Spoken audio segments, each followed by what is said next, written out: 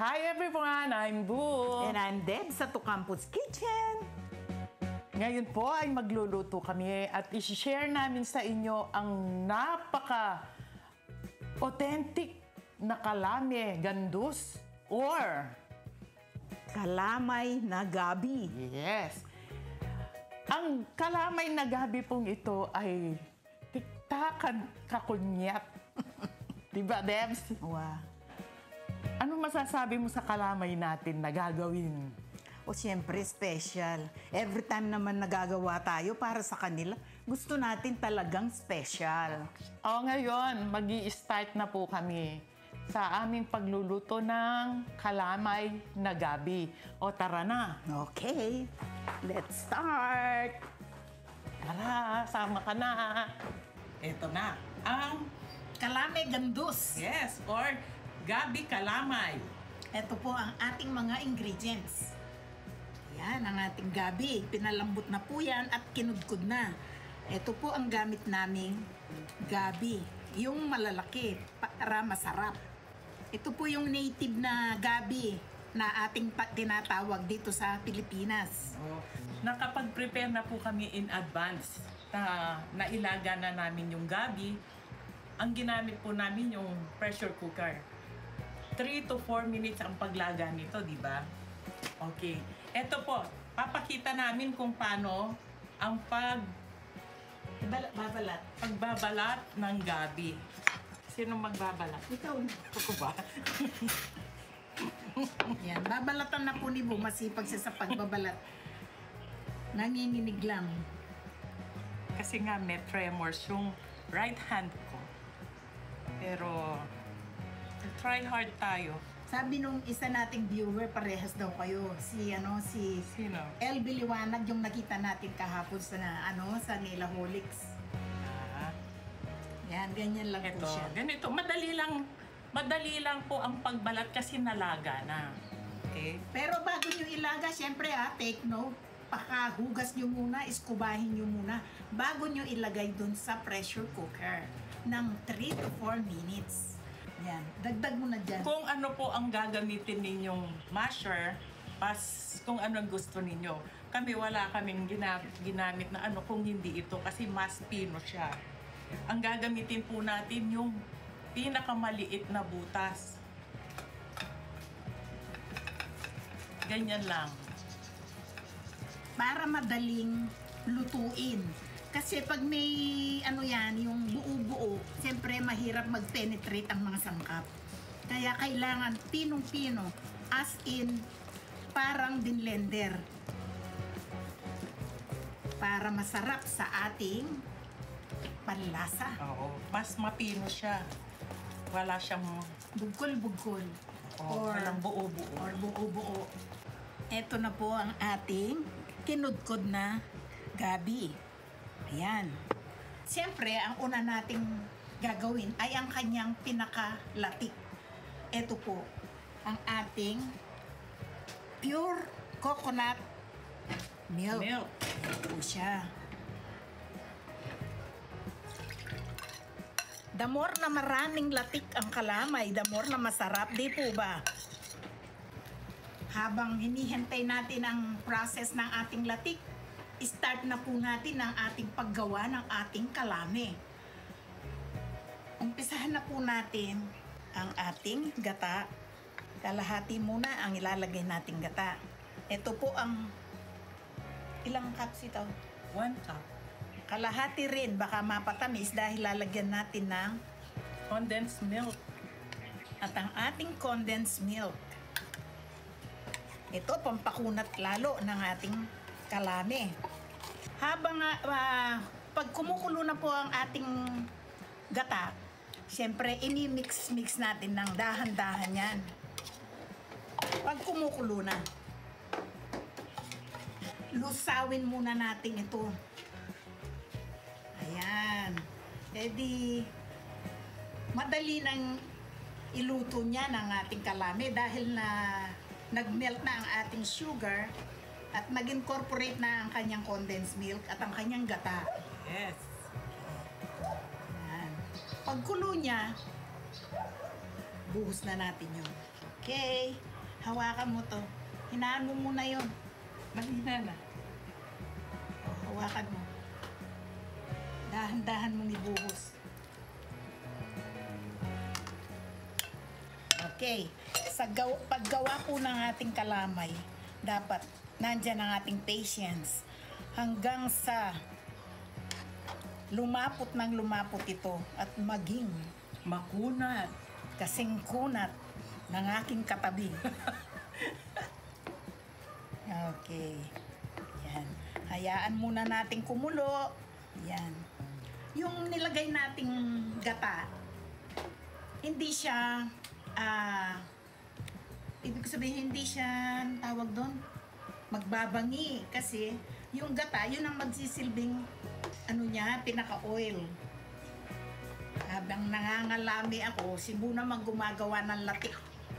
O di, 2-in-1 process. Para mabilis ang paggawa, di ba? O pag gagawa po kayo, kung gusto nyo kasama yung mister nyo o yung anak nyo, Para masaya Para ang masaya. pagluluto. habang Kasi nagluluto, ang pagluluto dapat masaya para masarap ang luto nyo, di ba? pag tinatamad kang magluto, don't try to cook. Huwag kang magluto. Kasi ang katatapusan ng iyong luto ay hindi rin masarap. Kailangan may gana kang magluto para masarap ang iyong niluluto. Mga ilang minutes kaya yan? Oras ba o minuto ang pagluto niyan? Hindi. Depende yan sa lagkit ng iyong gabi. Kung minsan kasi talagang may malagkit na gabi. Kung minsan naman may malabsang gabi. Depende rin sa pagkaluto. O, tingnan mo dito sa kabila. Eto, pag nagkaganyan na yung gata, ayan, medyo i-glide-glide mong ganyan yung iyong sandok. Ayan. By the way, shout out kay Dr. Ramonet Lucas. Salamat sa Gliksambi. Debs, napansin ko, parang matagal siyang maglapot. Anong gagawin pag ganyan siya kalabnaw? Madali lang ito. Madali lang itong remedyuhin. Pag naiinip ka sa kakagogo na ayaw siyang tumigas, siyempre may solusyon. Glutinous rice flour. Ito, pampalapot at pampakunat pa ng ating kalamay. Ito po, magdagdag tayo ng diluted na glutinous rice flour. Ayan. Yan, kumukunat na siya. Pag bumibigat na siya, kumukunat na, ibig sabihin nun. Yung ating latik, ayan, nagbubuo-buo na yung ating latik.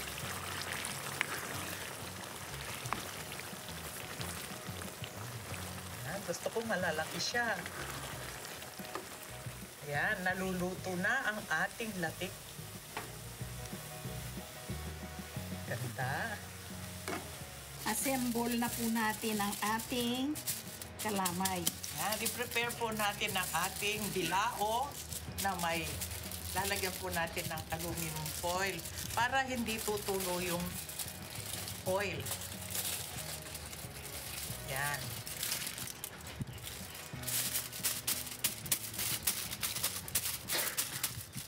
Lagyan natin ng burloloy. Ayan, gupit ni Buyan, kaya ganyan, kubit-kubit. Parang piyesta, di ba? Pag piyesta ang dating. Oh, di ba? Mga piyesta. Oh, lagyan mo pa sa gitna. Maglagay tayo ng oil sa dahon. Proteksyon para hindi didikit.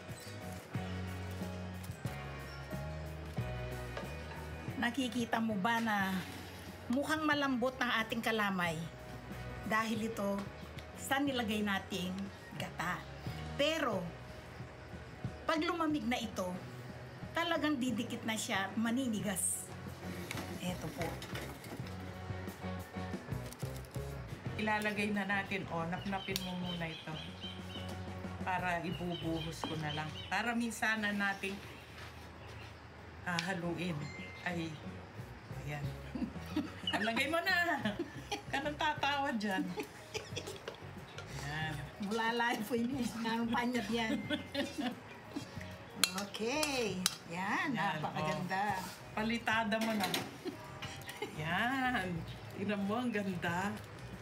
O naghahanap ka ng kutsilyong plastic, ayan, binalutan ko ng plastic. Ayan, ang ganda oh. Pero naglagay na ako ng outline. Ah, sige. Siyempre, ilalagyan muna natin ng oil para madali siya. Ayan. Habang malambot, slice na natin. Pag malamig na po yan, dun magtitigas. Uy, sarap ng latik.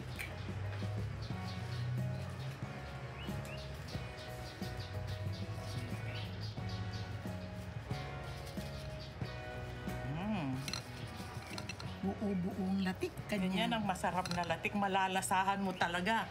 Hindi yung mga pino-pino. Ayoko yun. Gusto ko talagang pag maglatik ka, ibigay mo na. Bigay mo na. Ayan. Binigay todo. Yan, bigay ko Lalaki. yan. Parang chicharon. Lalaki, ang sarap. Malutong-lutong. Tsaka malalasahan mo yung tamis ng latik. Kalagong kalami. Ano yan? Kasi lagu ko na yan eh. Ano eh? Bugkol-bugkol yan.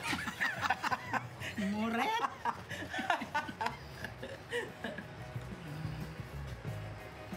Diba? Hey! Wow! So nice! Okay, tasting time. Ikaw nang titikim dyan, ha? Oh, pakita mo yung ano natin, ginawa natin. Ito po ang ating kalame gandus. Ngayon titikman na natin. Oh, ang kunat. Oh, ito po siya. Masarap yan sa kape o kaya tea. Lasa cup of tea. Okay, tikman na natin. Tingnan nyo ang ating latik. Napakaganda, napakadami, oh.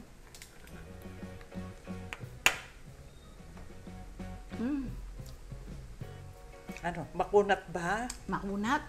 Ang sarap ng blending ng gata, condense, Yung tamis niya. at saka yung latik. Oh, kumusta yung tamis? Ay, tamang-tama lang. Kasi yung iba, ayaw nila ng sobrang tamis. Eh, itong sa atin standard. Oh, nasa sa inyo na lang kung anong ilalagay ninyo, kung gaano kadami. It depends upon your liking, ha. Sa sweetness.